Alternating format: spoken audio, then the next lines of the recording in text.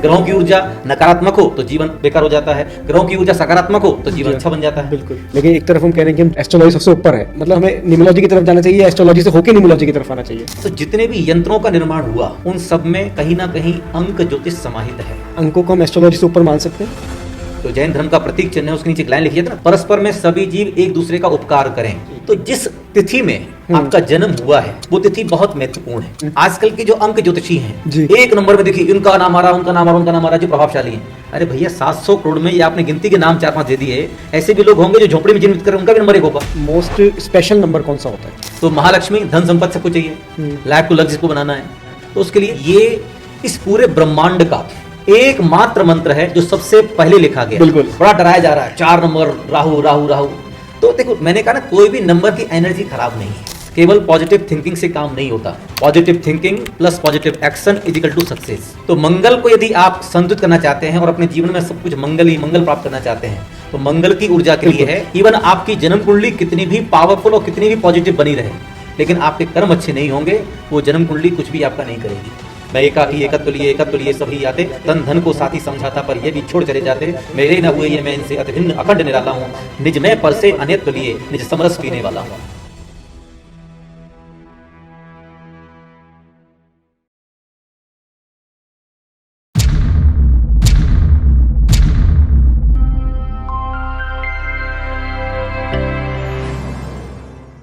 इच्छामी महाराज जी, कैसे हैं आप?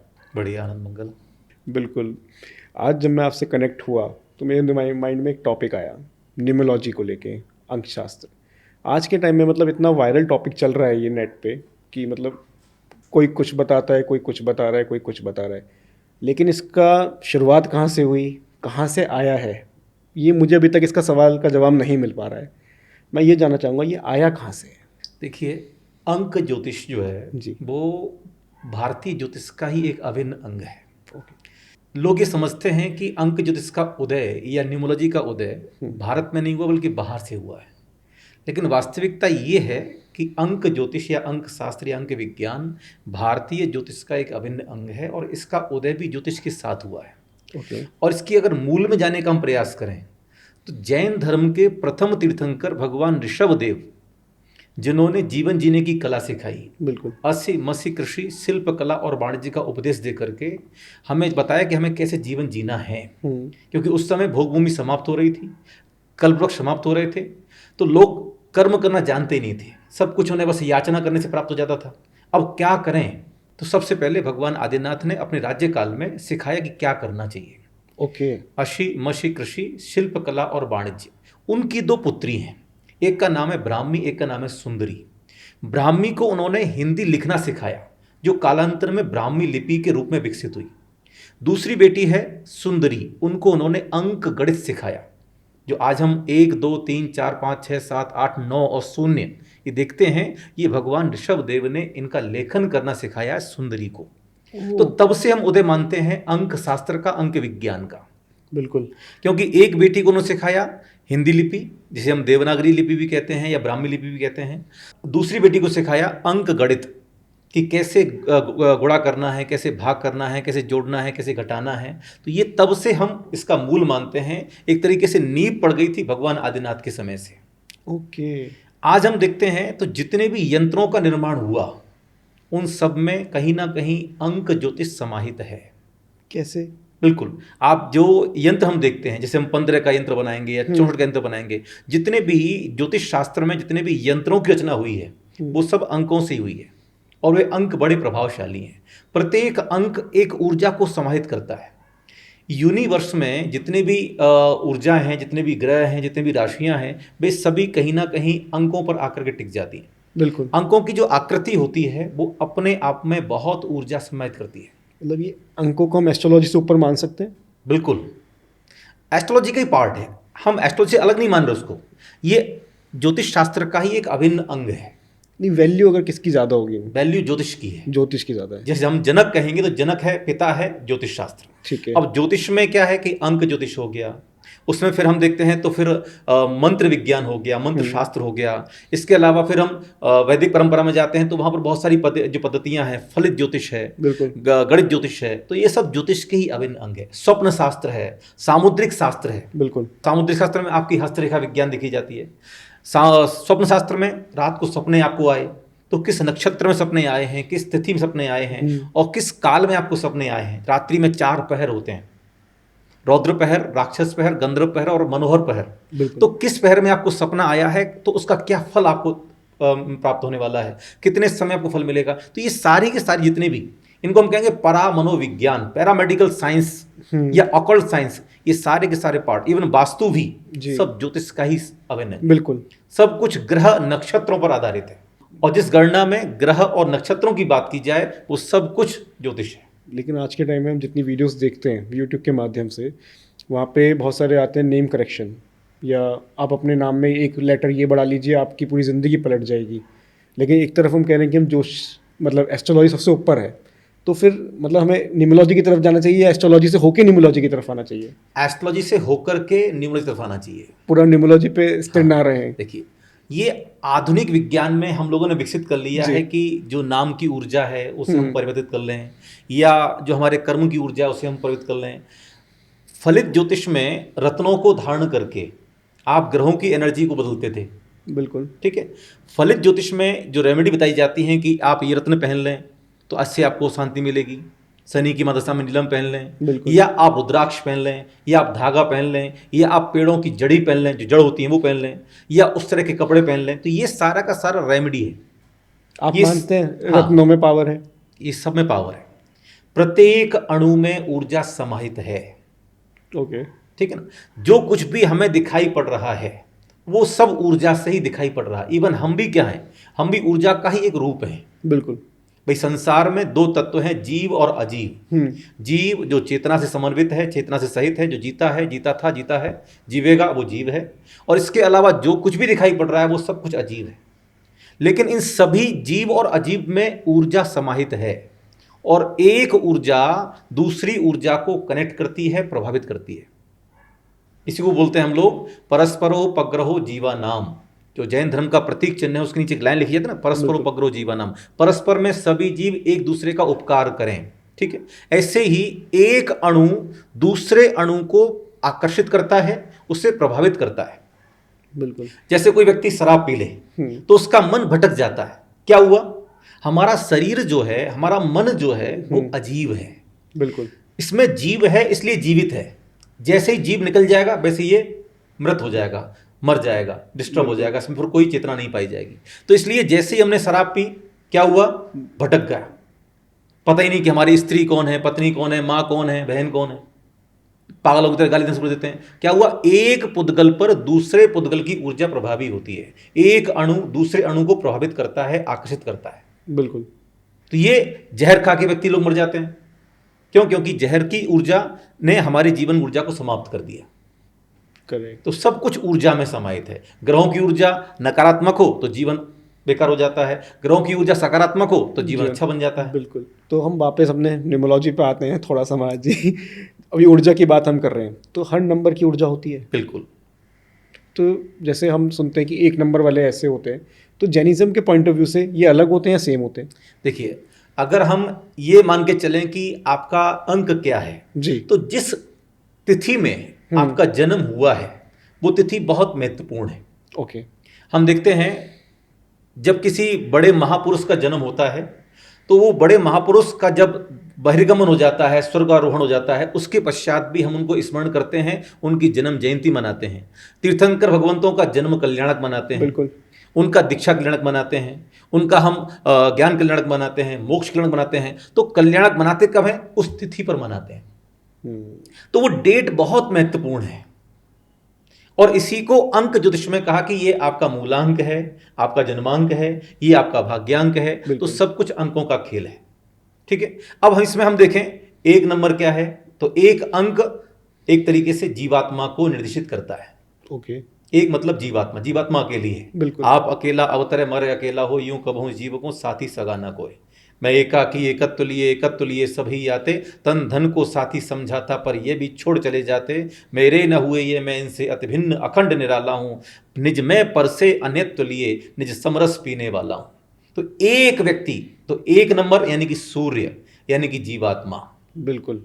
इस धरातल पर, इस पूरे ब्रह्मांड में सूर्य अकेला है। बिल्कुल। सूर्य के समान दैदीप्यमान तेजस्वी दूसरा कोई दूसरा नहीं है। तो भुवन भास्कर सूर्य अकेला है, तो इसलिए एक मतलब सूर्य, जीवात्मा। जैन धर्म में एक मतलब जीवात्मा। बिल्कुल। दो मतलब, दो जीव और अजीब, ये दो मूल तत्व हैं। तो संसार अजीब है, इसके अलावा जीव मैं स्वयं। बिल्कुल। अब 2 नंबर आ जाता है, तो ज्योतिष शास्त्र में 2 का जो अंक है वो चंद्रमा का अंक है। बिल्कुल।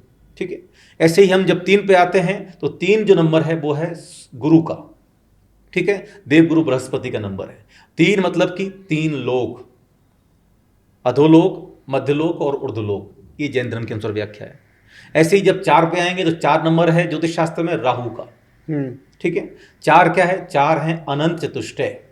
ओके। अनंत दर्शन, अनंत ज्ञान, अनंत सुख, अनंत वीर्य। ओ, ठीक है। इसके बाद में 5 नंबर पे आते हैं तो 5 नंबर है बुध का। 5 क्या है? 5 है परमिष्ठी, अरिहंत, सिद्ध, आचार्य, उपाध्याय और साधु। 6 नंबर पाएंगे तो 6 नंबर है शुक्र का। तो 6 नंबर देखते हैं तो 6 सठ आवश्यक, जो श्रावक के भी हैं और मुनियों के भी हैं, साधु वर्ग के भी हैं। इसके बाद में 7 नंबर पे आते हैं तो 7 नंबर किसका है? केतु का। बिल्कुल। अब 7 नंबर क्या है? तो 7 है सत्य व्यसन, आपको छोड़ने पड़ेंगे और 7 तत्वों को आपको श्रद्धा करनी पड़ेगी। जीव, अजीव, आश्रव, बंध, संवर, निर्जरा और मोक्ष, ये 7 तत्व। ओके। ठीक है। तो 7 नंबर को केतु का, ये ज्योतिष के हिसाब से। इसके बाद में 8 नंबर किसका है? 8 नंबर है शनि का। ठीक है। 8 क्या है? अष्ट मूल गुण। यदि आप अपने मूल गुणों का सही तरीके से पालन करते हैं तो आपका जीवन बहुत अच्छा रहेगा। श्रावक अपने 8 मूल गुणों का पालन करें और साधु अपने 8 मूल गुणों का पालन करें। इसके बाद 9 नंबर मंगल का। 9 क्या है? 9 पदार्थ हैं, जीव, अजीव, आश्रव, बंध, संवर, निद्रा, मोक्ष और पुण्य और पाप। बिल्कुल। ये सब कुछ, तो हर अंक की अपनी एक ऊर्जा कार्य कर रही है। ज्योतिष शास्त्र में 1 से लेकर के केवल 9 तक अंक मान्य है। शून्य को उन्होंने ऊर्जा से रहित माना है, लेकिन जैन धर्म में शून्य की भी ऊर्जा है। ओके। अगर किसी के डेट ऑफ बर्थ में या किसी के नंबर्स में शून्य कहीं आता है तो उसकी भी ऊर्जा मानी जाती है, मतलब और वो ऊर्जा अनंत से समाहित होती है। ओ, लेकिन वर्तमान ज्योतिष शास्त्र में या अंक ज्योतिष में केवल हम काउंट करते तो केवल 1 से लेकर के 9 तक ही काउंट। बिल्कुल। शून्य को तो हम ऐसी अलग कर देते हैं, लेकिन ध्यान रहे शून्य का बहुत महत्व है। और शून्य आज से नहीं है, शून्य अनादिकाल से है। ये आधुनिक विज्ञान के जगत के लोग मानते हैं कि शून्य का आविष्कार उन्होंने किया, लेकिन ऐसा नहीं है। जब से भगवान आदिनाथ ने अपनी दूसरी बेटी यानी कि सुंदरी को अंक गणित सिखाया था तो उसमें 1 से लेकर के शून्य तक की गणना कराई थी। ओ, तो हर अंक की अपनी ऊर्जा है। वैसे भी हमने 1 से 9 तक की ऊर्जा जानी, सॉरी 1 से 0 तक की ऊर्जा जानी हमने। इसमें से जैनिज्म के हिसाब से सबसे मतलब कहेंगे मोस्ट स्पेशल नंबर कौन सा होता है? देखिए, मैं कहूँगा कि सारे नंबर स्पेशल हैं। अच्छा। कोई नंबर खराब नहीं है जी। हर अंक की अपनी एक विशिष्ट ऊर्जा है। लेकिन सबके साथ जैसे प्लस एक कहावत है होते हैं। ना, एवरी चाइल्ड इज स्पेशल। बिल्कुल। हर बच्चा खास है। ऐसे ही हर चीज की अपनी ऊर्जा है और उसकी ऊर्जा अपने हिसाब से सही है। इस संसार में कोई भी चीज बेकार नहीं है, उसका उपयोग पे हम निर्भर करते हैं कि वो हमारे लिए बेकार है या अच्छा है। एक बच्चा गुब्बारा खरीद के खुश होता है, एक बच्चा गुब्बारा बेच के खुश होता है। जिसने खरीदा है वो खरीद के खुश है, लेकिन जिसने बेचा वो बेच के खुश है। वही चीज़ कह रहा हूँ। हाँ। हर नंबर के प्लस भी है, माइनस भी है सभी के। लेकिन कुछ नंबर ऐसे हैं कुछ ज़्यादा माइनस में चले जाते हैं, कुछ नंबर ऐसे जो हमेशा प्लस में ही रहते हैं। ये केवल आधुनिक जगत का जो लोग हैं या जो व्यापारी जगत के लोग हैं वो ऐसी व्याख्या करते हैं। बिल्कुल। लेकिन हम ये मानते हैं कि प्रत्येक नंबर्स की अपनी ऊर्जा है, हम उसका उपयोग कैसे कर रहे हैं। अग्नि जलाती भी है, पकाती भी है। ऐसे ही हर नंबर की ऊर्जा है, आप उसे कैसे यूज कर रहे हैं, कैसे उपयोग कर रहे हैं, वो आपके ऊपर निर्भर करता है। अगर हमें अपने व्यूअर्स को गाइड करना हो जिनका मूलांक 1 है तो उन्हें अपनी ऊर्जा को कैसे यूज करना चाहिए? देखिए, 1 नंबर सबसे पावरफुल नंबर है जी। तो पहले हमें ये देखना होगा कि मूलांक और भाग्यांक ये चीज क्या है। मूलांक कहलाता है कि आपकी जो डेट ऑफ बर्थ है अगर वो सिंगल डिजिट में है, एक नंबर है, 1 से लेकर के 9 तक है, तो वही आपका मूलांक हो गया। बिल्कुल। अगर 2 डिजिट में है तो उनको हम प्लस कर लेते हैं, उसको एक सिंगल डिजिट मान लेते हैं, तो वो मूलांक बन जाता है। बिल्कुल। दूसरा नंबर आता है भाग्यांक का। तो आपकी पूरी डेट ऑफ बर्थ, यानी कि आपकी जन्म तारीख, आपके जन्म का महीना, उसका नंबर क्या है, और आपका जन्म का सन क्या है, इन सबको हम एक एक डिजिट में लिख लें और उसको जब टोटल करते हैं तो वो बनता है भाग्यांक। बिल्कुल। तो जो मूलांक जिनका 1 है, यानी कि उनका सूर्य अच्छा है। अब सूर्य की ऊर्जा को हजारों लोग नहीं, इस पूरे संसार में लगभग 800 करोड़ की जनसंख्या है, तो 800 करोड़ में बहुत सारे लोग होंगे जिनका नंबर 1 होगा। बिल्कुल। ऐसे भी लोग होंगे जो किसी गरीबी में या किसी झोपड़ी में अपना जीवन व्यतीत कर रहे होंगे, उनका भी नंबर 1 होगा। बिल्कुल। ऐसे भी लोग होंगे जो अमीरी में जीवन व्यतीत कर रहे होंगे, उनका भी नंबर 1 हम होगा। किसको टारगेट करते हैं? मैं देखता हूं कई बार आजकल के जो अंक ज्योतिषी हैं जी। 1 नंबर में देखिए इनका नाम आ रहा, उनका नाम आ रहा, उनका नाम आ रहा, जो प्रभावशाली हैं। अरे भैया 700 करोड़ में ये आपने गिनती के नाम 4-5 दे दिए। ऐसे भी लोग होंगे जो झोपड़ी में जीवन व्यतीत कर रहे हैं, उनका भी नंबर 1 होगा। बिल्कुल। लेकिन होता क्या है कि 1 नंबर जिसका है, उसने अगर अपनी ऊर्जा को जागृत कर लिया, एक्टिवेट कर लिया, तो वह अपने जीवन में सफलता प्राप्त कर लेता है। ओके। अगर सूर्य के ऊपर बादल आ जाएं, कितना भी देदीप्यमान सूर्य हो, तेजस्वी सूर्य हो, उसकी रोशनी धरती तक नहीं आ पाती। तो अगर 1 नंबर वालों को बादल हटाने हो, हाँ, तो वो कैसे हटा सकते हैं? सबसे बहुत सरल उपाय मैं आपको बता दूं, जैन धर्म के हिसाब से प्रत्येक राशि के जातक को, इवन अगर आप अंक ज्योतिष को फॉलो कर रहे हैं, तो आपको अपने मूलांक के अनुसार आपको उसकी इष्ट मंत्र की साधना करनी चाहिए। ओके। मेरा मंत्र विज्ञान का लगभग 12 वर्षों का शोध है, तो मैं ये जानता हूं कि मंत्र विज्ञान, मंत्र चिकित्सा या मंत्र साधना से अच्छा उपाय या अच्छी रेमेडी को दूसरी है ही नहीं। मतलब मूलांक के मंत्र हैं? हाँ बिल्कुल। ओके। रेमेडी देखो, आप कोई रत्न पहन लें, आप कोई रुद्राक्ष पहन लें, या आप कोई और उपाय गले लगें, वो ठीक है, लेकिन मैं कहता हूं कि मंत्र का प्रभाव सीधे सीधे आपके मन पे पड़ता है। मंत्र का अर्थ क्या है? मनस्य त्राणमिति मंत्र। जो आपके मन को मैनेज करे, जो आपके मन को साधे, वो है मंत्र, जो मन की रक्षा करे। हमारे जीवन में जो कुछ भी होता है वो हमारे मन से होता है, बिल्कुल, अच्छा या बुरा। तो यदि आप अपने मन को सही तरीके से पॉजिटिव बना लें, तो कितनी भी खराब एनर्जी बनी रहे आपके इर्द गिर्द, आपकी वो एनर्जी कुछ नहीं बिगाड़ पाएगी, आप मोटिवेट ही रहेंगे हमेशा। हाँ, तो अपने मन को सकारात्मक रखना। मन चंगा तो कटौती में गंगा। बिल्कुल बिल्कुल। तो इसलिए मैं कहता हूं कि आपको घबराना नहीं है, परेशान नहीं होना है। और सबसे पहले आपको अपने राशि के अनुसार यदि आप देखते हैं या अपने मूलांक से देखते हैं, तो आपको अपने मूलांक के इष्ट मंत्र की साधना करनी चाहिए। अब मूलांक की साधना कब तक करनी है? तो यदि आपकी उम्र 30 वर्ष की है, 1 वर्ष से लेकर के 30 वर्ष तक की उम्र है आपकी, तो आप मूलांक को साधें। यदि आपकी उम्र 30 वर्ष से अधिक है जी, तो फिर आप भाग्यांक को साधें। अच्छा, क्योंकि आपके भाग्य का उदय का काल शुरू हो जाता है 30 वर्ष के बाद। मतलब मूलांक की वैल्यू खत्म हो जाती है उससे? हाँ, मूलांक की वैल्यू खत्म नहीं हो रही है, अच्छा, मूलांक की ऊर्जा कम हो गई है, फिर आपके भाग्य उदय का समय प्रारंभ हो गया है। ओ, इवन हम इसको मानते हैं 28 ईयर, 28 साल के बाद आपको भाग्यांक की साधना करनी चाहिए। मूलांक की वो छोड़ दो। आपके भाग्य उदय का समय है। फिर आप अपना जीवन निर्धारण करें भाग्यांक के अनुसार, जो आपका भाग्यांक है, फिर आप उसके इष्ट मंत्र की साधना करें। ओके, तो यदि किसी का मूलांक 1 है, तो मूलांक 1 को रूल करता है सूर्य। क्या मंत्र बनेगा? तो जैन धर्म के हिसाब से मैं बताता हूं, ओम ह्रीम नमो सिद्धाणम। लाल रंग की माला से आप प्रातः काल की बेला में सुबह सूर्य उदय को देखते हुए पूर्व दिशा की तरफ मुंह करके इसकी साधना करें, ओम ह्रीम नमो सिद्धाणम। तो निश्चित रूप से 1 अंक की, अगर आपका मूलांक 1 है या आपका भाग्यांक 1 है और आपकी उम्र 28 साल से ऊपर है, तो भी आप इस मंत्र की साधना करेंगे, ओम ह्रीम नमो सिद्धाणम। यदि आप जैन नहीं हैं, वैदिक परंपरा को फॉलो करते हैं, तो आप ओम ह्रीम नमः या फिर ओम सूर्याय नमः इस मंत्र की भी साधना कर सकते हैं 108 बार। 108 बार रोजाना 108 बार आपको जाप करना है। और जो जैन धर्म से नहीं है, अगर वो भी जैन धर्म का मंत्र से करना चाहे तो कोई कर सकते दिक्कत हैं? नहीं है, कर सकते हैं। ये मंत्र सबके लिए है। सबके लिए। मंत्र चिकित्सा, मंत्र विज्ञान किसी एक व्यक्ति विशेष के लिए नहीं है। बिल्कुल। लेकिन मैं हमेशा कहता हूं, मंत्र विज्ञान क्या है? एक मेडिकल स्टोर है। मेडिकल स्टोर पर मिलने वाली सारी दवाइयां सभी के लिए होती हैं। ऐसा नहीं कि ये हिंदू के लिए, ये मुस्लिम के लिए, सिख के लिए। जो उसको खाएगा वो लाभ प्राप्त करेगा। तो ऐसे ही यदि आप साधना करेंगे तो आपको लाभ मिलेगा। बिल्कुल। तो ओम ह्रीम नमो सिद्धाणम, इसको आप रोजाना सुबह 108 बार जाप करें, आपको इसका पूरा फल मिलेगा, क्योंकि आपको अपना मन पॉजिटिव रखना है। करेक्ट। मंत्र से क्या होता है, मंत्र से आपकी ऊर्जा का रूपांतरण होता है। जैसे आप सर्दी से बचने के लिए गर्म कपड़े पहनते हैं, उससे आप सर्दी से बच जाते हैं। तो आपके इर्द गिर्द कितनी भी नेगेटिविटी हो, कोई भी नेगेटिव एनर्जी काम कर रही हो, लेकिन यदि आपने मंत्र साधना के द्वारा अपने आभा मंडल को, अपने ऑरा को, अपने ऊर्जा चक्र को अगर सक्रिय कर लिया है, तो कोई भी नेगेटिव एनर्जी का इंपैक्ट आपके ऊपर नहीं पड़ेगा। बिल्कुल। इसलिए ऋषि मुनि तपस्वी, आप जैन परंपरा में देखते हैं तो दिगंबर संत होते हैं, बिल्कुल, अपने शरीर पर कुछ भी पहनते हैं, लेकिन फिर भी वो सर्दी गर्मी बरसात को झेलते हैं। क्यों? क्योंकि उनकी ऊर्जा चक्र, उनका आभा मंडल बहुत स्ट्रांग है। तो मंत्र साधना से आपका आभा मंडल बहुत स्ट्रांग बनता है। बिल्कुल।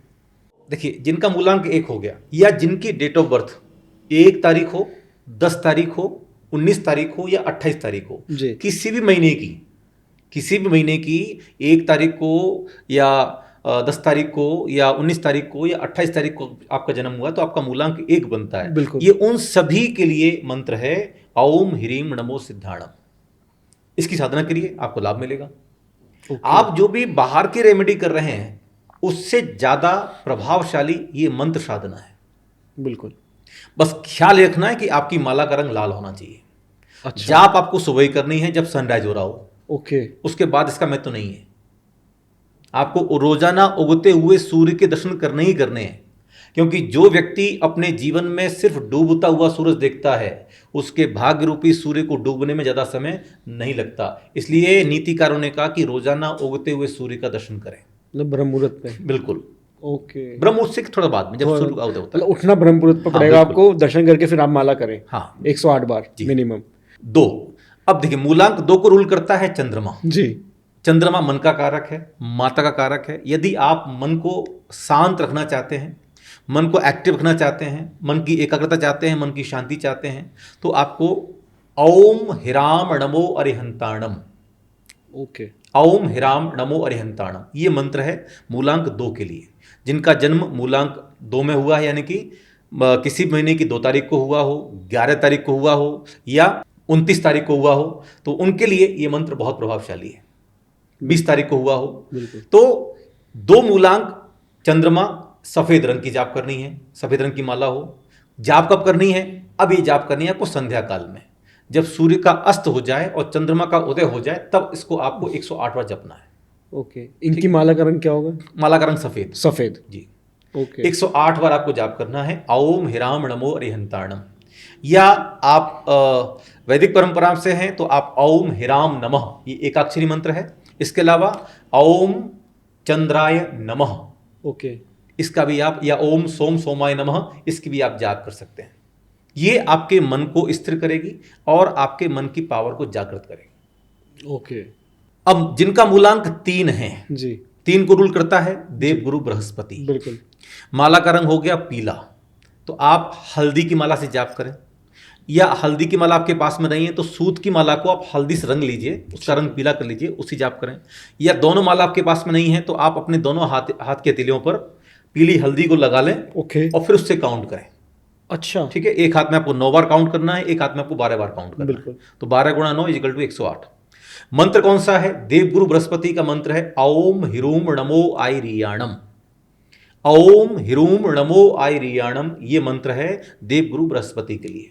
तो यदि आप अपने जीवन में समग्र उन्नति प्राप्त करना चाहते हैं, आगे बढ़ना चाहते हैं, क्योंकि देवगुरु बृहस्पति आपके जीवन में नेतृत्व क्षमता को विकसित करते हैं।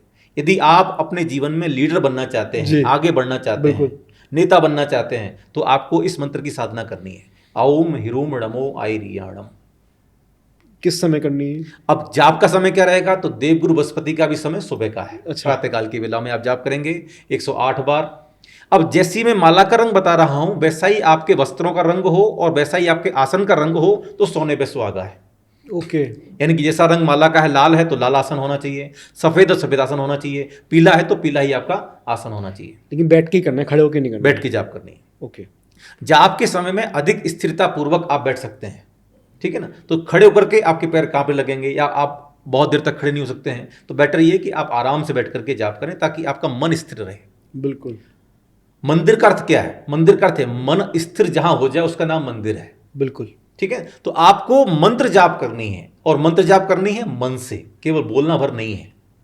करेक्ट। तो जब आप मन से जाप करेंगे तो आपका मंत्र का फल आपको पूरा मिलेगा। तो 3 नंबर जिनका डेट ऑफ बर्थ 3 है, या 12 तारीख को जिनका जन्म हुआ है, या 21 तारीख को जन्म हुआ है, या किसी महीने की 30 तारीख को जन्म हुआ है, तो आपके लिए ये मंत्र है ओम ह्रीं नमो आयरियाणम। बिल्कुल। नियम वही रहेगा कि अगर आपकी उम्र 28 साल से कम है तो आप मूलांक देखेंगे, यदि आपकी उम्र 28 वर्ष से अधिक है तो आप भाग्यांक देखेंगे कि आपकी पूरी डेट ऑफ बर्थ का टोटल क्या आ रहा है। अगर वो 3 आ रहा है तो आपको इस मंत्र की साधना करनी है। बिल्कुल। 4 नंबर में 4 नंबर को रूल करता है राहु। आपके मुंह पे स्माइल सी आ गई एकदम 4 नंबर की बात क्योंकि आते ही। आज के जमाने में लोग 4 से बड़े ग्रसित हैं, बिल्कुल। बड़ा डराया जा रहा है 4 नंबर, राहु राहु राहु। तो देखो, मैंने कहा ना, कोई भी नंबर की एनर्जी खराब नहीं है। राहु जो है, यदि आपके ऊपर एक तरीके से पॉजिटिव हो जाए, आपके सपोर्ट में खड़ा हो जाए, तो आपसे बड़ा सफल आदमी को दूसरा नहीं हो सकता। ओके। राहु की एनर्जी को अगर आपने सही तरीके से यूज कर लिया ना, तो आपको बड़ा आदमी बनने में, सफल आदमी बनने में ज्यादा समय लगेगा ही नहीं। क्योंकि राहु के पास में दिमाग है, बिल्कुल, मस्तिष्क है, और आप अपने जीवन में सफल होना चाहते हैं तो आपका मस्तिष्क बहुत एक्टिव होना चाहिए, आपका मन बहुत पॉजिटिव होना चाहिए। तो 4 नंबर राहु को रिप्रेजेंट करता है, और आज का ये कलयुग चल रहा है तो उसमें 4 नंबर ज़्यादा प्रभावी है, राहु का ज़्यादा प्रभाव है।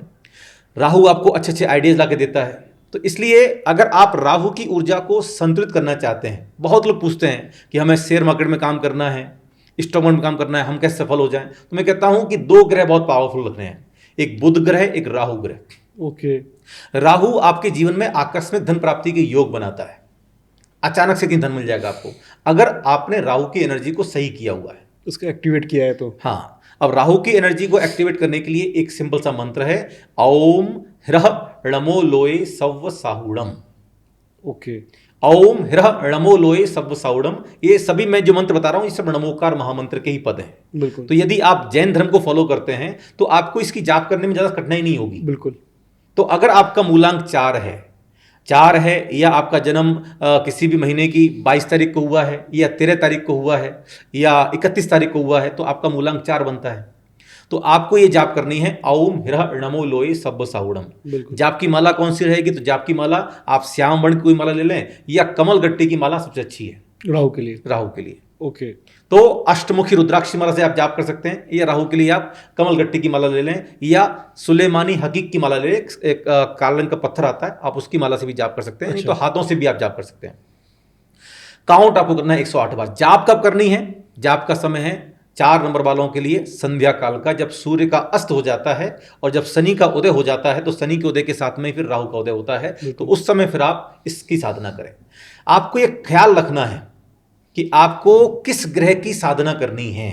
तो जब तक वो ग्रह उदय में नहीं आएगा तब तक उसकी जाप साधना का फल आपको प्राप्त नहीं होगा। बिल्कुल, ये ध्यान रखना बहुत जरूरी है। ये नहीं कि कभी भी करने बैठ गए। हाँ, ये नहीं। जैसे डॉक्टर आपको बताता है ना कि आपको दवाई कब खानी है, ये सुबह लेनी है खाली पेट, ये लेनी है खाने के बाद, ये लेनी रात को सोते समय, ऐसे ही मंत्र का है कि मंत्र कब जपना है, मंत्र जाप का कौन सा शुभ मुहूर्त है, उसी मुहूर्त में यदि आप जाप करेंगे तो उसका पूरा फल आप प्राप्त कर पाएंगे। तो लोग क्या करते हैं, हमने तो महाराज जी ने बताई थी मंत्र, हमने जाप करी, कोई फल नहीं मिला। अरे भैया, आपने कब की? आपने कब कर ली? जब आपका मन मिला, जब आपके पास टाइम खाली मिला, चलो जाप कर लेते हैं। तो ऐसे नहीं चलता। ऐसे आप अपने मन माने तरीके से दवाइयां खाएंगे तो दवाई का असर आपको नहीं मिलेगा। नियम से चलना पड़ेगा। बिल्कुल। मंत्र साधना में आपको नियम का ध्यान बहुत जरूरी है। जैसे अभी हम माला की बात कर रहे हैं महाराज जी, तो ये कुछ टाइम तक करनी होती है, जीवन काल तक करते रहे? ये जब तक आपका जीवन है ओके, तब तक करते रहिए, कोई दिक्कत भाई। आप रोजाना भोजन कर रहे हैं, पानी पी रहे हैं, ये भी आपके जीवन का अभिन्न हिस्सा है। रोजाना आपको प्रार्थना करनी ही करनी है। क्यों? क्योंकि भोजन पानी आप ले रहे हैं अपने शरीर को रखने के लिए। बिल्कुल। मंत्र साधना कर रहे हैं अपनी जीवात्मा को सक्रिय रखने के लिए। ये आपकी आत्मा का भोजन है। आप अपने शरीर को बलिष्ठ बनाने के लिए तो रोजाना भोजन कर रहे हो, लेकिन आत्मा को शक्तिशाली बनाने के लिए क्या कर रहे हो? मंत्र जाप। मंत्र साधना से आपकी आत्मा शक्तिशाली बनती है। बिल्कुल। 5 नंबर महाराज जी। 5 नंबर रूल करता है बुध ग्रह को। बुध ग्रह बुद्धि का प्रतीक भी है, आपकी बौद्धिक क्षमता का प्रतीक भी है, आपके जीवन में होने वाले खर्चों का प्रतीक भी है, आमदनी का प्रतीक भी है। तो मैंने कहा ना, बुध ग्रह और राहु ग्रह, यदि ये दो ग्रह आपके जीवन में सपोर्टिव हैं तो आप अचानक से धन प्राप्त कर पाएंगे। आप यदि शेयर मार्केट में हैं, ट्रेडिंग में हैं, प्रॉपर्टी लाइन में हैं, तो आपको हर जगह सफलता मिलेगी। बिल्कुल। आज के इस कलयुग में तो बुध ग्रह यानी कि 5 नंबर, यदि आपका जन्म किसी भी महीने की 5 तारीख को हुआ है या 14 तारीख को हुआ है या 23 तारीख को हुआ है, तो आपके लिए ये मंत्र है ओम ह्रौम नमो उवज्झायाणम। ओम ह्रौम नमो उवज्झायाणम जाप करनी है आपको हरे रंग की माला से। ओके। हाँ, यदि आप पूरा मंत्र नहीं बोल पा रहे हैं तो आप इसका शॉर्ट फॉर्म है ओम ह्रौम नमः, आप इसको भी जप सकते हैं एक अक्षरी में। तो ओम ह्रौम नमो उवज्झायाणम हरे रंग की माला से आपको जाप करनी है। आप पन्ने की माला से जाप करें, या बेहतर है कि आप सभी के पास में छोटी वाली इलायची होती हैं, तो आप एक बॉक्स में 108 इलायची काउंट करके रख लीजिएगा। उनको आपको छेदना नहीं है, ठीक है, उसकी माला नहीं बनानी है। आप साबुत इलायची ले लीजिएगा, एक एक मंत्र बोलते जाइए और उसको इलायची को काउंट करते जाइए। ओके, बस आपकी जाप हो गई। तो हरे रंग की छोटी वाली इलायची से आप जाप करेंगे तो आपका बुध ग्रह का मंत्र। अब जाप करनी कब है, तो ये जाप भी आपको प्रातःकाल की वेला में करनी है। ठीक है। मंत्र मूलतः या तो प्रातःकाल की वेला में जाप करने वाले हैं या संध्या काल में जाप करने वाले हैं, मध्याह्न काल में बहुत कम है। तो इसलिए प्रातःकाल की वेला में सूर्य और बुध, ये आप प्रातःकाल की जाप करेंगे तो अच्छा बनेगा। तो इन इलायचीज का क्या करना है जब ये बस आप जाप करते रहिए, काउंट करते रहिए। जब हो जाए पूरी, आप बाद में कभी उपयोग कर लीजिए, खाने में उपयोग कर लें, कोई दिक्कत नहीं। मतलब पूजा की सामग्री की तरह ट्रीट नहीं करना। नहीं। अच्छा, ये निर्माल्य नहीं होती, ये केवल आपने काउंटिंग के लिए ली, बल्कि ये इलायची जो है वो मंत्रित हो जाएंगी। तो ये जैसे राहु के लिए आप जाप कर रहे हैं, तो मैं कह रहा हूँ राहु के लिए आप या तो कमलगट्टी की जाप करें, या फिर आप 111 लॉन्ग काउंट करके लिख लें। 111, हाँ, ओके। 108 + 3, ओके। तो 111 आप लॉन्ग काउंट करके रख लें, और बाद में आप इस लवंग का प्रयोग औषधि के रूप में कर सकते हैं। ऐसे ही इन इलायचियों का प्रयोग आप औषधि के रूप में कर सकते हैं। तो ये और आत्मा को शुद्ध करेंगे। हाँ, शरीर को स्वस्थ करेंगी। ओके। ये अभिमंत्रित हो गई हैं। मूलांक 3, 2 और 1 के लिए भी होते हैं। हाँ, आप कोई भी सामग्री जब आप जाप कर रहे हैं तो आप अपने सामने जो भी चीज रखेंगे, मैं कहूँगा पानी रख लीजिए आप, वो पानी भी आपकी मंत्र की ऊर्जा से चार्ज हो जाता है। और जब आप उसे ग्रहण करेंगे तो वह मंत्र औषधि बन जाता है। वो पानी भी आपके शरीर में जाकर के दवाई का काम करेगा, आपको अंदर से हील करेगा। ओके। तो इन इलायची का प्रयोग आप कर सकते हैं किसको, जो बच्चे पढ़ाई में कमजोर हैं, जिनका पढ़ाई में मन नहीं लगता, आप उन बच्चों को इलायची खिला दीजिएगा, उनका पढ़ाई मन लगना शुरू हो जाए, क्योंकि ये बुध के मंत्र के द्वारा प्रभावी है और चार्ज है। तो बुध का मंत्र इनमें गया है, तो ये आपकी बुद्धि को प्रखर बनाएंगी। ओके। इससे आपका पढ़ने में मन लगेगा, आपकी एकाग्रता बनेगी। तो बच्चों को दे सकते हैं। बिल्कुल। तो ये जिनका 5 मूलांक है तो उनके लिए ये मंत्र है ओम ह्रौम नमो उवज्झायाणम, या एकाक्षरी में ओम ह्रौम नमः। बिल्कुल। 6 नंबर महाराज जी लग्जरी का नंबर कहा जाता है इसे। हाँ, 6 नंबर जो है वो शुक्र का नंबर है। बिल्कुल। यदि आप अपने जीवन में आकर्षण क्षमता बढ़ाना चाहते हैं, 6 नंबर जो है शुक्र जो है वो महालक्ष्मी की एक तरीके से ऊर्जा को प्रभावित करता है। तो महालक्ष्मी, धन संपत्ति सबको चाहिए, लाइफ को लग्जरी को बनाना है, धन वैभव सुख सबको प्राप्त करना है, तो उसके लिए 6 नंबर को आप यदि साधते हैं या उसकी ऊर्जा को यदि आप सक्रिय करते हैं तो ये अच्छा माना जाता है। शुक्र ग्रह के लिए भी ओम ह्राम नमो अरिहंताणम, डायमंड की माला से जाप करें, सफेद स्फटिक की माला से जाप करें, या सफेद रंग की कोई माला से जाप करें। माला में आपको ये ध्यान जरूर रखना है कि माला प्लास्टिक की नहीं होनी चाहिए, ओके, कांच की नहीं होनी चाहिए, और लकड़ी की भी नहीं होनी चाहिए। लकड़ी में केवल 2 लकड़ी हैं, एक तुलसी और दूसरा चंदन। इसके अलावा अन्य किसी भी लकड़ी की माला से जाप नहीं करना है। बाजार में क्या है कि कांच की माला भी मिलती हैं, प्लास्टिक की माला भी मिलती हैं, और लकड़ी की माला मिलती हैं। मत करिए जाप, इसका कोई फल आपको प्राप्त नहीं होगा। ओके। मंत्र साधना में मंत्र का उच्चारण स्पष्ट होना है, माला अच्छी होनी चाहिए, और सबसे बड़ी बात है आपकी मुद्रा, आप कैसे जाप कर रहे हैं। कोई भी मंत्र की साधना यदि आप अस्वस्थ नहीं हैं तो आपको मंत्र साधना के समय आपकी मुद्रा, आपका पोस्चर सही होना चाहिए, आपकी कमर की हड्डी एकदम सीधी होनी चाहिए। ओके। इसका विशेष ध्यान रखना है। मंत्र साधना के समय में आपका भोजन सात्विक होना चाहिए। अगर आप तामसिक वृत्ति को पालेंगे और मंत्र साधना करेंगे तो मंत्र का फल आपको प्राप्त नहीं होगा। गलत इंपैक्ट भी दे सकते हैं। हाँ, गलत इंपैक्ट कर सकते हैं। हाँ, नेगेटिव इंपैक्ट पड़ सकते हैं। पड़ सकते हैं, बिल्कुल। अगर आप तामसिक भोजन कर रहे हैं, मांस मदिरा का सेवन कर रहे हैं, तो मंत्र साधना का फल आपको प्राप्त नहीं होगा। ओके। इसका ध्यान आपको बहुत रखना है। तो 6 नंबर में शुक्र ग्रह, सबको धन संपत्ति चाहिए, तो 6 नंबर के लिए शुक्र ग्रह की ऊर्जा को संतुलित करने के लिए ओम ह्राम नमो रिहंताणम सफेद रंग की माला से आप जाप करें। कब करना है जाप? तो संध्या काल में जाप करें इसकी। ठीक है। संध्या काल में जब 2 बेला मिल रही हैं, जिसको बोलते हैं गोधूली बेला, ओके। लगभग 6 बजे के आसपास, सूर्य अस्त भी हुआ नहीं है और चंद्रमा भी आया नहीं हाँ, है। चंद्रमा का भी उदय हुआ नहीं नहीं है, है। ठीक है ना। तो वो जो समय जब आकाश में लालिमा छाती है, उस समय आपको उसकी साधना करनी है। ओके। तो आपके जीवन में सब कुछ अच्छा अच्छा होगा। आप यदि अपने जीवन को और अधिक आकर्षक बनाना चाहते हैं और अधिक सुख वैभव संपन्न बनाना चाहते हैं, तो आप शुक्र ग्रह की ऊर्जा को संतुलित कीजिए। व्यापार में लाभ प्राप्त करना है, शुक्र ग्रह की ऊर्जा को संतुलित कीजिए। ज्योतिष शास्त्र में भी 3 ग्रह जो कि आर्थिक संकट से मुक्ति दिलाने वाले हैं, बुध ग्रह, शुक्र ग्रह और शनि ग्रह। इन तीनों की ऊर्जा को आप व्यवस्थित कर लें तो आपका जीवन आर्थिक रूप से संपन्न बन जाएगा। तो शुक्र ग्रह के लिए बहुत अच्छा मंत्र है ओम ह्राम नमो रिहंताणम। सफेद रंग के ध्यान के साथ आप इसकी जाप करें, या आप जो है वैदिक परंपरा में है तो ओम ह्राम नमः एकाक्षरी बीज मंत्र की भी आप साधना कर सकते हैं। बिल्कुल। इनके लिए कोई सामग्री होती है? कोई सामग्री नहीं है, आप सफेद रंग की माला जाप करें। अच्छा। आपको यदि कोई चीज मंत्रित करनी है हाँ। तो आप अपने सामने जो है सफेद रंग के चावल रख लीजिएगा। बिल्कुल। वो चावल आप भोजन बनाइए, भोजन में सेवन कीजिए, खीर बनाइए, खीर में सेवन कीजिए। डेली आपकी एनर्जी हाँ, चार्ज होती हाँ, रहेंगी। वो चावल आपके जो है अवंतित हो जाएंगे। बिल्कुल। 7 नंबर। 7 नंबर रूल करता है केतु। बिल्कुल। ठीक है, केतु आपका शरीर है, कर्मठता, मेहनत। तो यदि आप मेहनत से जी कतराएंगे तो केतु की एनर्जी नेगेटिव हो जाएगी। यदि आपके जीवन में आलस है तो केतु आपका नेगेटिव हो रहा है। ओके। ये ध्यान रखिएगा, केतु बहुत जरूरी है। राहु और केतु की युति है। राहु और केतु ये दोनों छाया ग्रह हैं।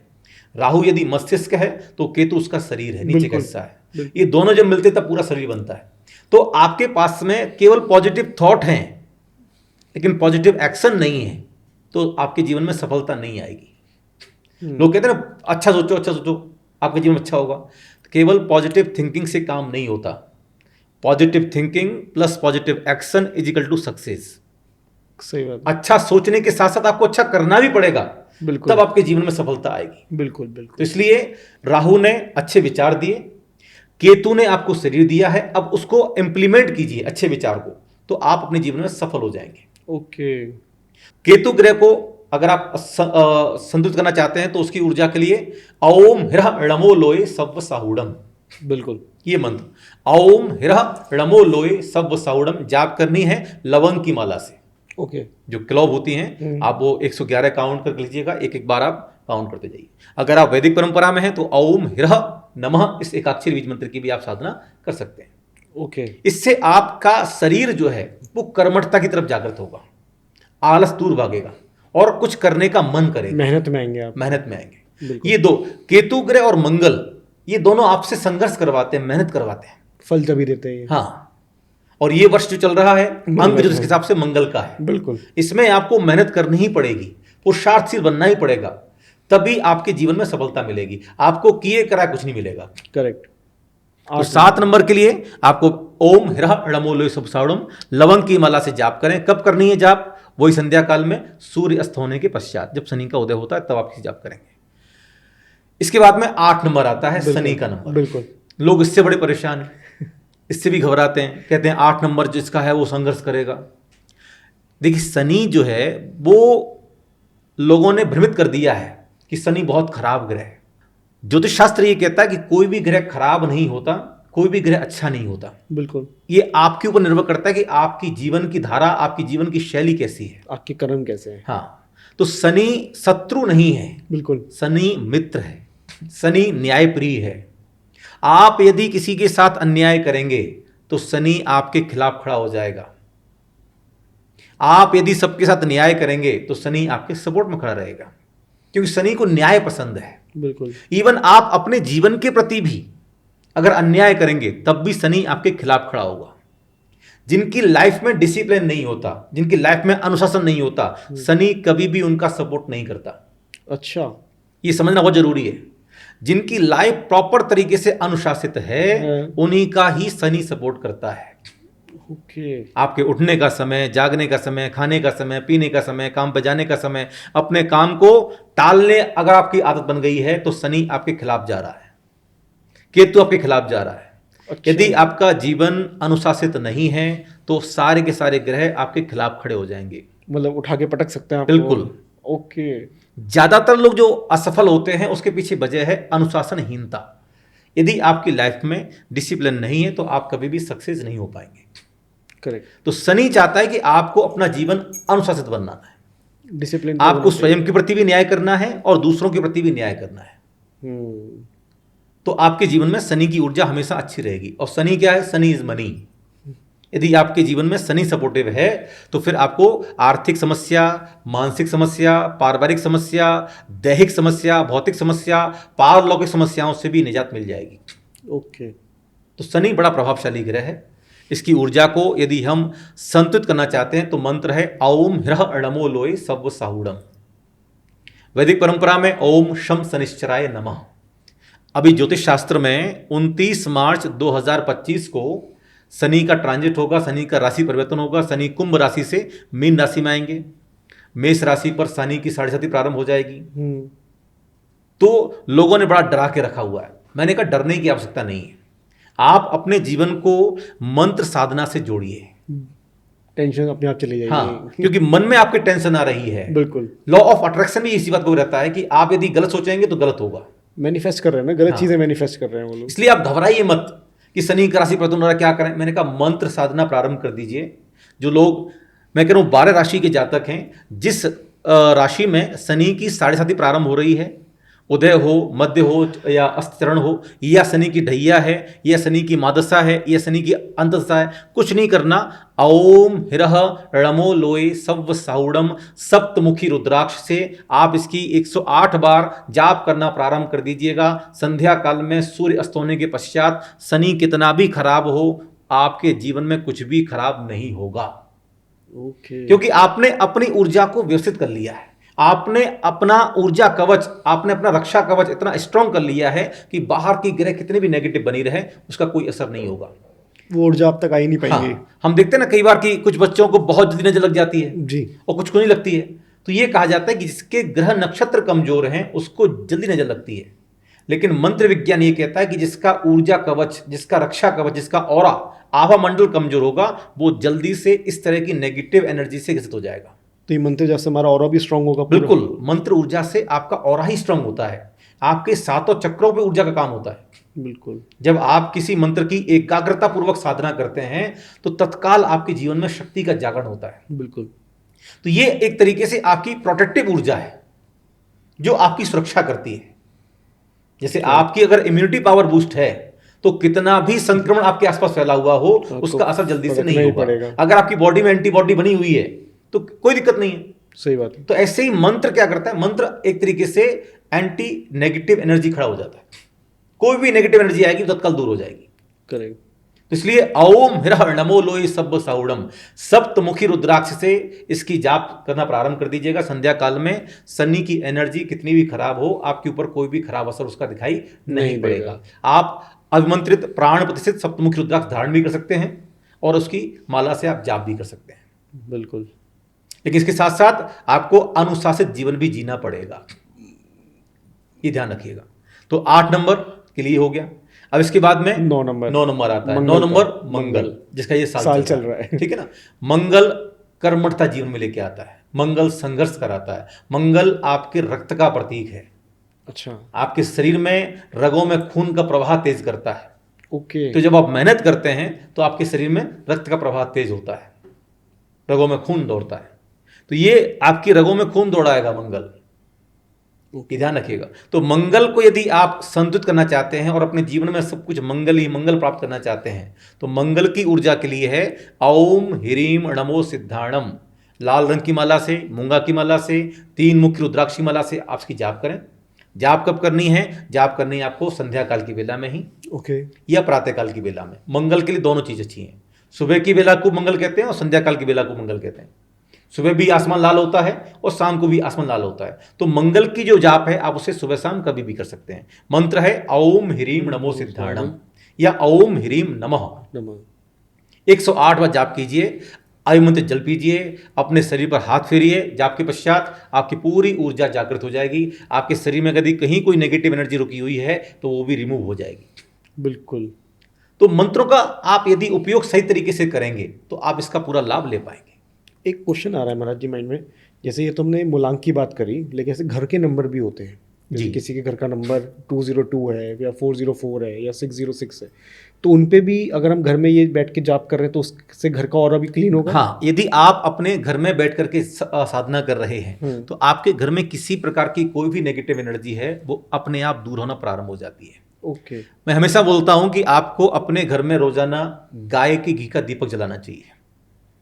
गाय के घी के दीपक जलाने से आपके घर में ऑक्सीजन का प्रभाव बढ़ता है ओके। और नेगेटिव एनर्जी दूर होती है, पहला। दूसरा, संध्या काल की बेला में जो सबसे ज्यादा नेगेटिव एनर्जी को सोर्स करती है वो समय है संध्या काल। ठीक है। प्रातः काल की वेदा पॉजिटिव एनर्जी को डेवलप करती है, संध्या काल की वेदा नेगेटिव एनर्जी को डेवलप करती है। तो जब संध्या काल की वेला में आप अपने घर में बैठ करके जिस धर्म को भी आप फॉलो करते हैं, मैं कह रहा हूं जैन धर्म को फॉलो करते हैं, तो डेली लमोकार महामंत्र का 27 बार बैठ करके पाठ कीजिए।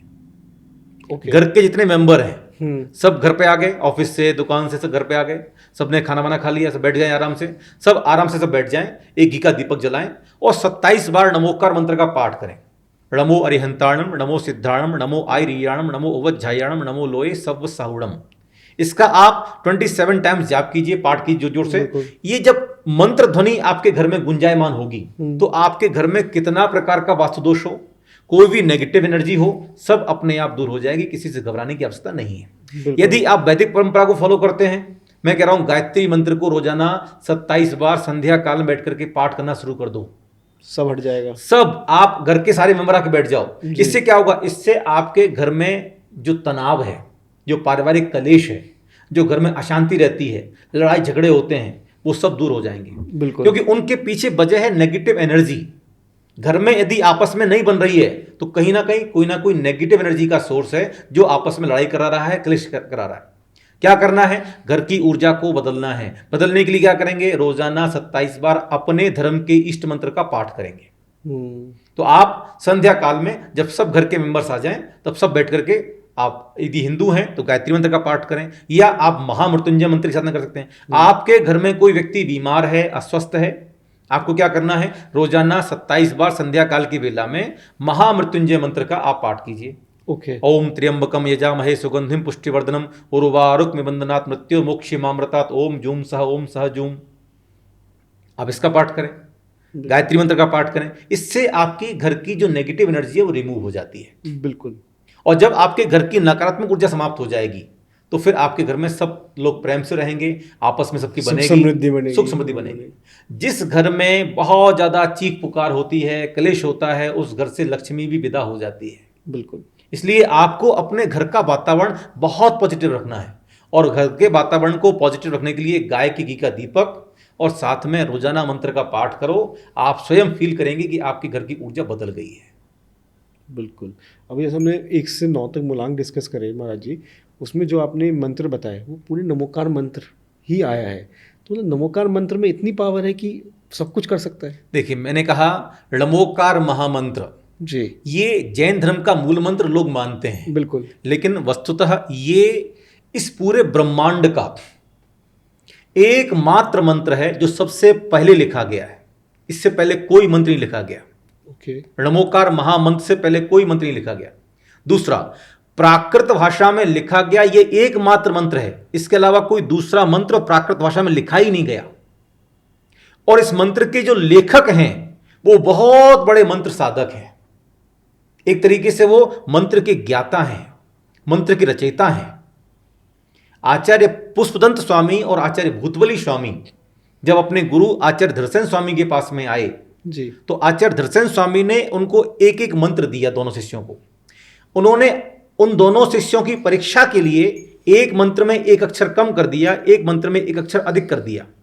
जब दोनों शिष्यों ने साधना की तो क्या हुआ, 2 देवियां प्रकट हुई। एक देवी की एक आंख नहीं थी और एक देवी के दांत बाहर निकले हुए थे। आचार्य पुष्पदंत और आचार्य भूतबली स्वामी ने विचार किया कि साधना के पश्चात जो सिद्धि रूपक जो देवी प्रकट होती हैं वो सर्वांग सुंदर होती हैं। बिल्कुल। देवियां तो बहुत सुंदर होती हैं, ये कैसा रूप प्रकट हुआ है? तो निश्चित रूप से हमारी साधना में कहीं कोई त्रुटि रही, कोई गलती रही है।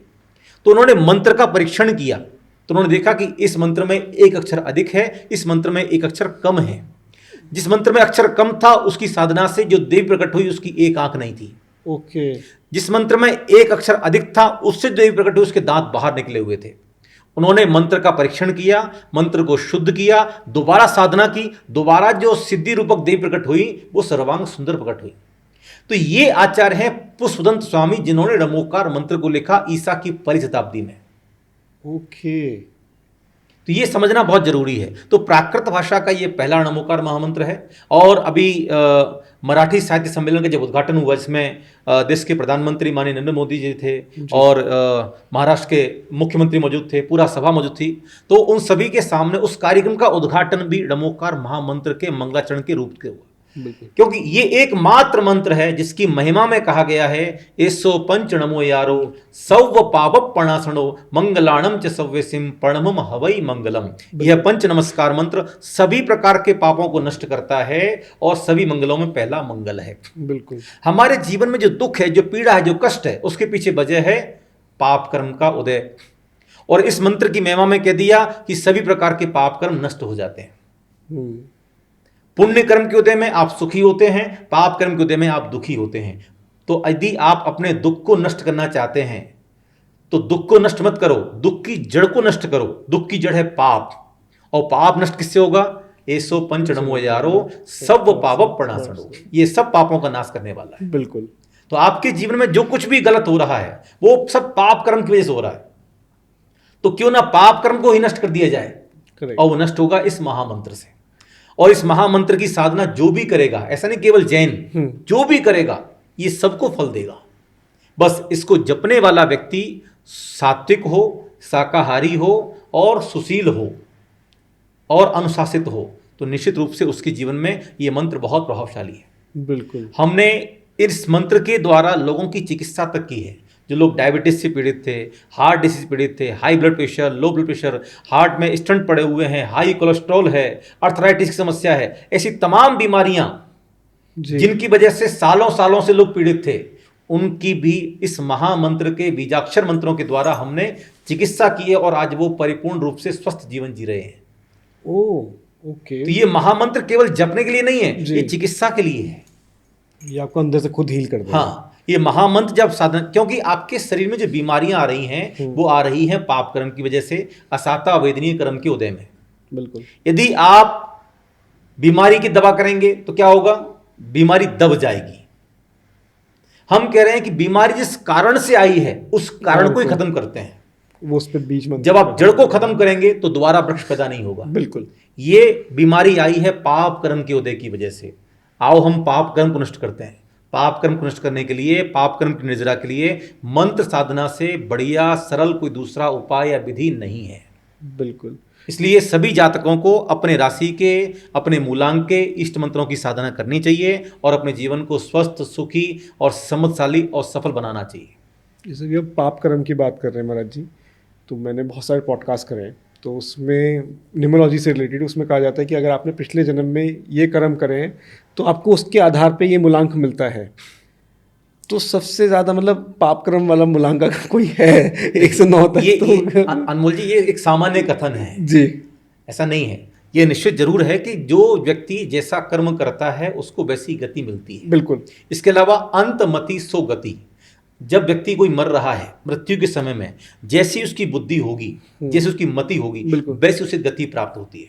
बिल्कुल। तो ये कहना कि भाई पिछले जन्म में आपने क्या किया था उस हिसाब से आपको, हाँ, कहीं ना कहीं आपके जन्म के समय में जी आकाश मंडल में ग्रह कौन कौन सी राशि में स्थित थे, भाई आपकी जन्म कुंडली क्या है। आपकी जो जन्म कुंडली जो हम देखते हैं 12 घर वाली, 12 घर हैं, 12 राशियां उसमें लिखी हुई हैं और उसमें ग्रह लिखे हुए हैं, वो एक तरीके से उस समय का आकाश का स्क्रीनशॉट है। आकाश गंगा में 12 राशियों में कौन सा नक्षत्र कहां पर था, कौन सी राशि कहां पर थी, कौन सा ग्रह कौन सी राशि में स्थित था, उस समय का स्क्रीनशॉट है वो जो आपकी जन्म कुंडली है। ओके। अब ये किस समय में आपका जन्म होना है निश्चित करता है कि आपके पिछले जन्म में कैसे कर्म रहे होंगे। बिल्कुल। तो पिछले जन्म का कर्म, इस जन्म के कर्म आपके उदय में आते हैं, वैसा ही आपको जीवन प्राप्त होता है। लेकिन मैं और कर्मों की निर्जरा के लिए जी। साधना करनी ही पड़ती है। नहीं, वो तो करनी पड़ेगी महाराज जी, बिल्कुल। और जो हमने मंत्र बताए हैं हमारे व्यूअर्स भी करेंगे उस चीज़ को। लेकिन अगर मैं आपसे जानना चाहूँ 1 से 9 तक में आपके साथ सबसे भाग्यशाली नंबर कौन सा है? सभी भाग्यशाली नंबर है। नहीं, मैं 1 जानना चाहूँगा। लेकिन अगर आप देखते हैं तो मैं कहूंगा कि 1 नंबर सबसे भाग्यशाली है। 1 नंबर, क्योंकि वो शुरुआत है, अच्छा। शुभारंभ है। लेकिन 5 नंबर को कहा जाता है कि 5 नंबर जिसके 5 पास नंबर का शत्रु कोई नहीं है, ऐसी मान्यता है। ऐसा क्यों? क्योंकि उसको बुद्ध का नंबर कहा है, बुद्धि का नंबर कहा है। लेकिन बुद्धि तो 3 नंबर के पास भी है। हाँ, बुद्धि गुरु, देवगुरु बृहस्पति वो गुरु हैं। लेकिन 5 नंबर का देखिए, ये अंक ज्योतिष की गणना है जी। लेकिन जैन ज्योतिष में या कि भारतीय ज्योतिष में ऐसी गणना की जाती है कि हम किसी भी अंक को किसी का भी शत्रु नहीं मान रहे हैं। सबसे अच्छा जो नंबर है वो सूर्य का नंबर है, 1 नंबर। 1 नंबर। उसके बाद में फिर सेकेंडरी आता है 5। जैन धर्म में आप देखोगे तो पंच परमेष्ठी सबसे ऊपर है। बिल्कुल। हमेशा जो पूजनीय वो पंच परमेष्ठी है। बिल्कुल। पंच परमेष्ठी वंदनीय है, तो इसलिए 5 का नंबर सबसे श्रेष्ठ माना जाता है। यदि आप पंच परमेष्ठी की वंदना करोगे, नमो कर्म आमंत्रण 5 पद हैं, बिल्कुल। तो यदि आप इन 5 पदों की आराधना करोगे तो आपके जीवन में सब कुछ प्राप्त हो जाएगा। इसलिए 5 का अंक अच्छा माना जाता है। लेकिन हम ये कह रहे हैं कि आपको किसी भी नंबर को गलत कहने की आवश्यकता नहीं है। बेचारे वो लोग दुखी हो जाएंगे जिनका वो नंबर होगा, और मैं यह घोषणा कर दूं कि 4 नंबर खराब है जी। तो भैया मैंने कहा कोई भी नंबर खराब नहीं है। आज अमित शाह जी हमारे देश के गृह मंत्री, उनका मूलांक 4 है। बिल्कुल। तो इसलिए कोई भी नंबर खराब नहीं है। ये बात अलग है कि आप अपने नंबर को कैसे यूज कर रहे हैं, कितनी पावर एक्टिवेट कर रहे हैं। हाँ, आप कैसे अपने नंबर की ऊर्जा को ग्रहण कर रहे हैं और कैसे उसे संतुलित कर रहे हैं। बिल्कुल। तो इसलिए आपका जन्म कोई खराब नहीं हुआ है। हर बच्चा, हर व्यक्ति अपने आप में खास है। मकान कैसा भी हो, घर कैसा भी हो, उसमें आने जाने के लिए एक द्वार अवश्य होता है। बिल्कुल। ऐसे ही व्यक्ति कोई भी हो, उसके अंदर कोई ना कोई एक गुण, एक क्वालिटी अवश्य होगी। अगर वो व्यक्ति अपनी क्वालिटी को पहचान ले, अपने गुण को पहचान ले, तो उसी से वो सफलता प्राप्त कर सकता है। होता क्या है कि गुलाब का फूल कमल होने की कोशिश करता है, कमल का फूल गुलाब होने की कोशिश करता है, तो वो गुलाब तो हो नहीं पाता और कमल भी बन नहीं पाता। बिल्कुल। तो यदि आप जो हैं, आपके अंदर जो क्वालिटीज हैं, आप पहले उनको पहचानें और उसके बाद उसी के अनुरूप कार्य करें। लेकिन इसमें एक चीज़ और कही जाती है, अगर मैं न्यूमरोलॉजी में आऊँ, कहते हैं 3 और 6 आपस में दुश्मन होते हैं। देखिए, ये सब सामान्य व्याख्याएं हैं। नहीं, जैनिज्म में इस चीज़ को कैसे देखा जाता है? देखिए, 3 और 6 36 का आंकड़ा बन जाता है। बिल्कुल। ठीक है, लेकिन जब उनको आपस में मोल्ड कर दिया जाए तो वही 63 का आंकड़ा बन जाता है, मेल मिलाप का आंकड़ा बन जाता है। तो इसलिए हम ये कह रहे हैं कि आप किसी को किसी का शत्रु मत बताइए, आप सकारात्मक चलिए। बिल्कुल। कोई किसी का शत्रु नहीं है, सब सभी के मित्र हैं। परस्परोपग्रहो जीवा नाम। जैन ज्योतिष की जो छतरी है वो बहुत बड़ी है। बिल्कुल। हम यहाँ किसी को भी शत्रु नहीं कहते, हम सबको कहते हैं मित्र। बिल्कुल। मैत्री भाव जगत में मेरा सब जीवों से नित्य रहे, दीन दुखी जीवों पर मेरे उर से करुणा स्रोत बहे, रहे भावना ऐसी मेरी सरल सत्य व्यवहार करूं, बने जहां तक इस जीवन में औरों का उपकार करूं। तो जैन धर्म तो इसमें मान्यता रखता है। बिल्कुल। इसलिए किसी को भी शत्रु ठहराने की आवश्यकता नहीं है, आप सब मित्र हैं। बिल्कुल। और आप सब स्वयं में श्रेष्ठ भी हैं। बिल्कुल, ये तो मेन। लोग हमारे पास बहुत सारे आते हैं, मेरा नंबर 4 है, मैं बहुत दुखी हूं, मैं परेशान हूं। 4 नंबर के ऐसे भी लोग हैं जो बहुत सक्सेस हैं। वो तो आप 4 नंबर को दोष मत दीजिए, उन्होंने एक्टिवेट नहीं किया इसलिए हाँ, दुखी है। बिल्कुल। भाई 4 नंबर के ऐसे भी लोग हैं जो बहुत सक्सेस हैं, 4 नंबर के ऐसे भी लोग हैं जो गरीबी में जीवन जी रहे हैं। करेक्ट। भाई हमारे देश में अंबानी और अडानी जैसे लोग कितने हैं? मुश्किल से 0.1%। भाई पूरे देश में, पूरे विश्व में बिल गेट्स जैसे या एलन मस्क जैसे कितने लोग हैं। अब लोग क्या चाहते हैं कि हम अंबानी बन जाएं, कर्म तो हम अडानी बन जाएं। लोग कई बार कमेंट्स भी करते हैं, पूछते भी हैं कैसे बने। हाँ, तो भैया नहीं, कई बार लोग पूछते हैं कि क्या इस मंत्र की साधना अंबानी करता होगा, क्या अडानी करता होगा? मैंने कहा आप अंबानी के रिश्तेदार हैं क्या? अंबानी क्या करता है? आप अंबानी बनना चाहते हैं लेकिन अंबानी के कर्म नहीं करना चाहते तो मुश्किल है। सही बात है। मैंने कई बार लोगों से कहा है कि कभी आप अपने आप से पूछते हैं कि मैं करोड़पति क्यों नहीं हूं? अभी तो हमें 1 करोड़ में कितनी जीरो होती वो भी नहीं पता है। सही बात। तो आपकी सोच वहां तक नहीं जा रही ना, आपकी विचारधारा वहां तक नहीं जा रही है। बिल्कुल। वो जो कर रहे हैं वो हम क्या कर पा रहे हैं, हमारी श्रद्धा, इसके अलावा हमारे पिछले जन्मों के कर्म कैसे हैं, वो बहुत डिपेंड करता वो बहुत डिपेंड करते हैं। कर्म सिद्धांत और साथ में ये सारी चीज़ें, ज्योतिष शास्त्र। आचार्य श्री से हमने पूछा कि ज्योतिष शास्त्र का जीवन में कितना महत्व है, तो उन्होंने कहा जीवन में 40% महत्व ज्योतिष शास्त्र का है और 60% महत्व आपके अपने कर्मों का है। ज्योतिष शास्त्र इवन आपकी जन्म कुंडली कितनी भी पावरफुल और कितनी भी पॉजिटिव बनी रहे, लेकिन आपके कर्म अच्छे नहीं होंगे, वो जन्म कुंडली कुछ भी आपका नहीं करेगी। पिछले जन्म के कर्म मिटाए जा सकते हैं, निर्जरा की जा सकते हैं, झड़े जा सकते हैं। झड़ जा सकते हैं। तीर्थंकर वही करते हैं, बिल्कुल। भाई अपने कर्मों को हम नष्ट करेंगे। कैसे करेंगे? तपसा निर्जरा च, तपस्या के माध्यम से कर्मों की निर्जरा होती है। सकाम निर्जरा भी होती है, अकाम निर्जरा भी होती है। अकाम निर्जरा कर्म निरंतर उदय में आ रहे हैं, झड़ रहे हैं, लेकिन उन कर्मों को समय से पहले ला करके झड़ा देना वो सकाम निर्जरा होती है। जैसे कि आम का पेड़ लगा हुआ है, उस पर आम का फल आ गया, अब वो अपने समय के साथ पकेगा तो उसे लगेगा लगभग 1 महीना। बिल्कुल। आम के फल को पकने में लगभग 30 दिन लगेंगे, लेकिन अभी क्या किया आपने, कच्चे आम को तोड़ा और उससे जाकर के आपने फास्टफूड में रख दिया, केमिकल में रख दिया, तो वो 1 दिन में पीला पड़ गया। जो काम 30 दिन में होता नेचुरल तरीके से, वो काम आपने 1 दिन में कर दिया, 24 घंटे में कर दिया। बिल्कुल। तो ये होती है कर्म की अवस्था। जो कर्म 30 दिन के बाद उदय में आएगा, आप उस कर्म को साधना के द्वारा, तपस्या के द्वारा, मंत्र जाप के द्वारा कम समय में भी झड़ा सकते हैं, अलग कर सकते हैं।